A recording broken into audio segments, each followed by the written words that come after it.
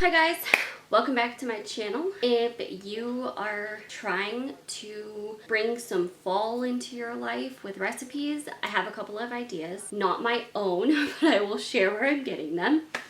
I also wanted to share what I've learned about eating in a way that can kind of help if you have health issues, if you are dealing with digestive issues, things that I know I've struggled with.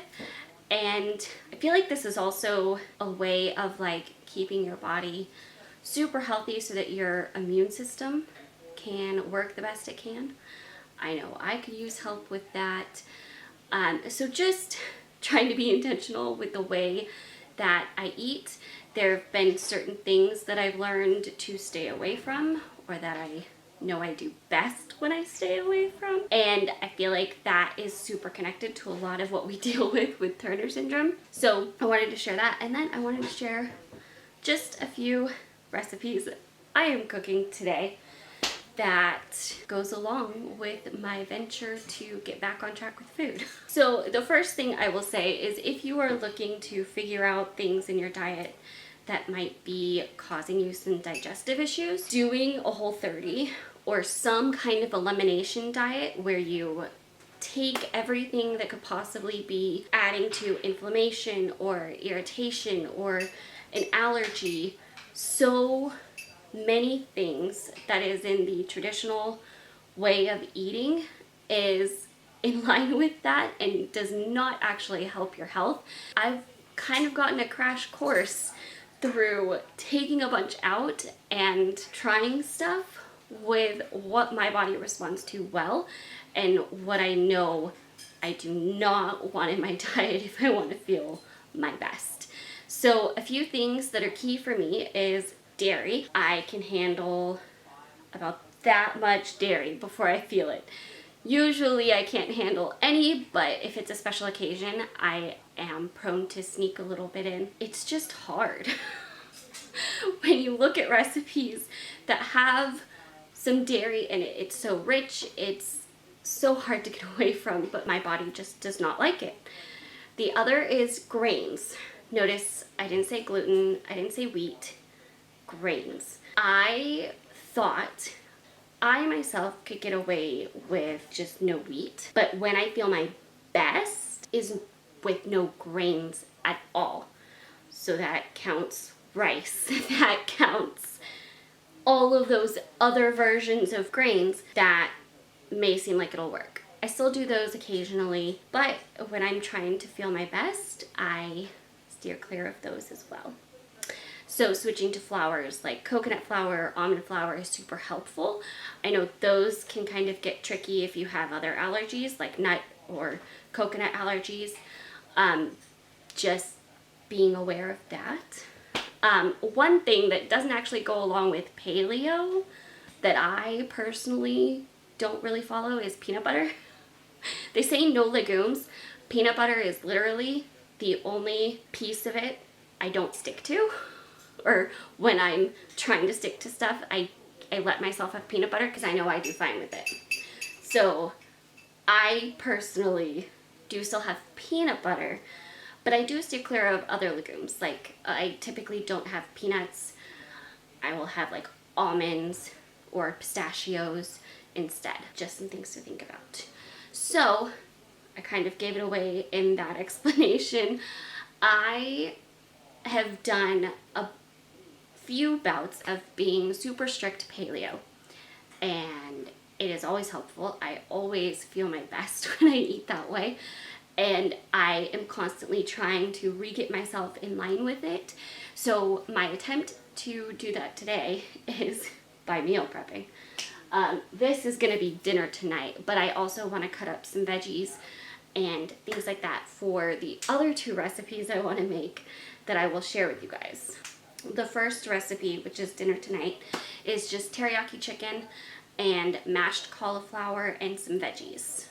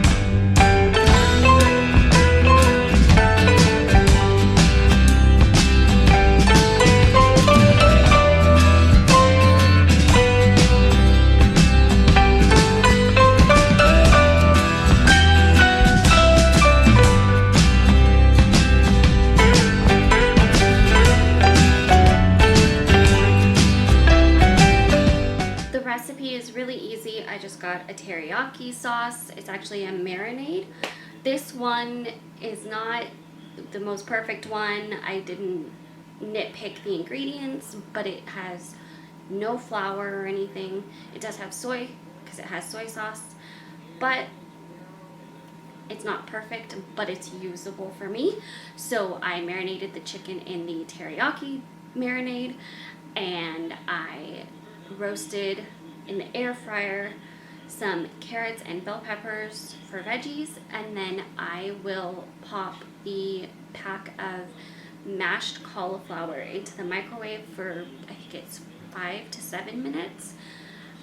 That's just an easy one that I found, and that's what's for dinner. I also am meal prepping ahead some veggies that go in the recipes that I want to make out of this cookbook. It is Against All Grain.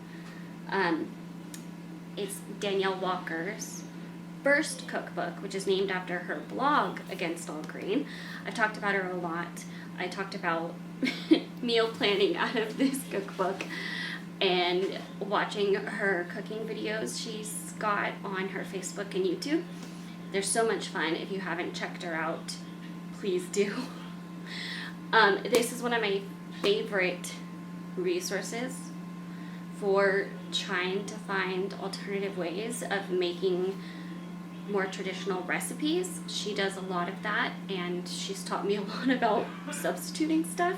So I love her and her recipes and cookbooks. The ones that I specifically am making that I am prepping the veggies for, there's actually 3. The lemon and herb roasted chicken and vegetables, the slow cooker chicken tacos, and the slow cooker beef chuck chili.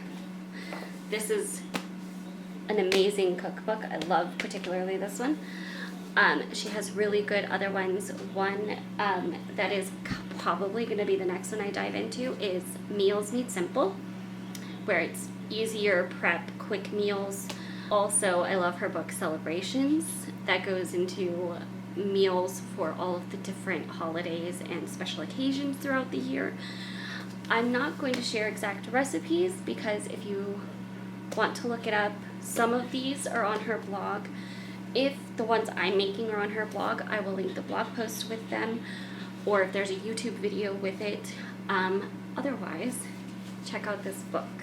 To get everything ready, I am just chopping all of it and putting it into individual containers. And then this is a crock pot meal, both of these. So I am, when I go to cook them, going to combine all of them in the crock pot with the meat and be done. Super quick and easy.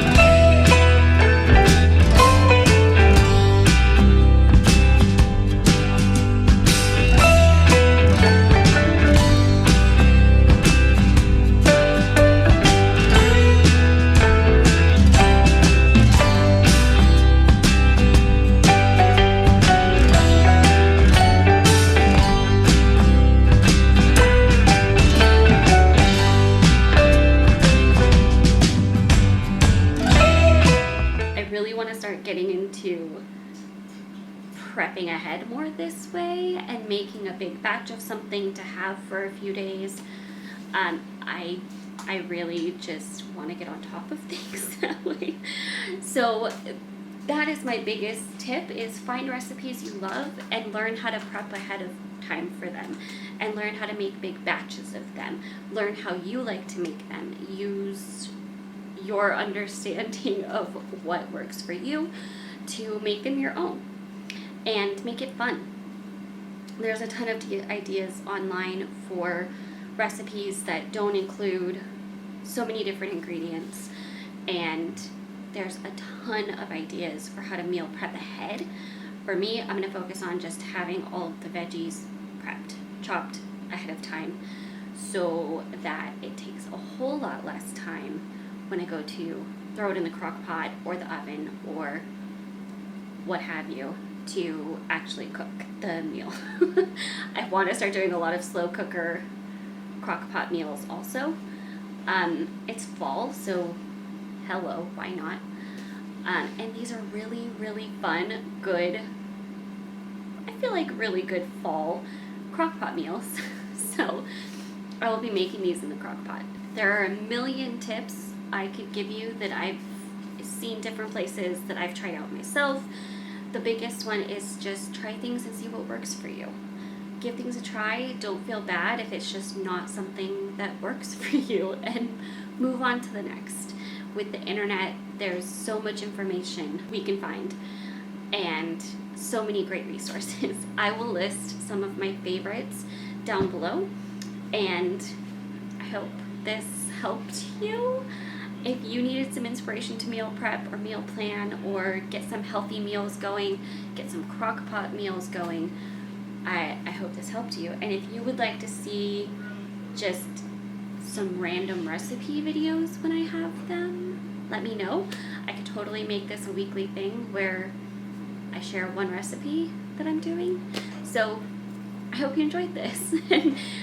Don't forget to like this video if you did, click subscribe if you want to keep hanging out, and follow along on Turner syndrome and health and just life. Life is a big journey, and we are going through a journey. So I would love to have you along for it. I hope you enjoyed, and I will see you guys in the next video. Bye!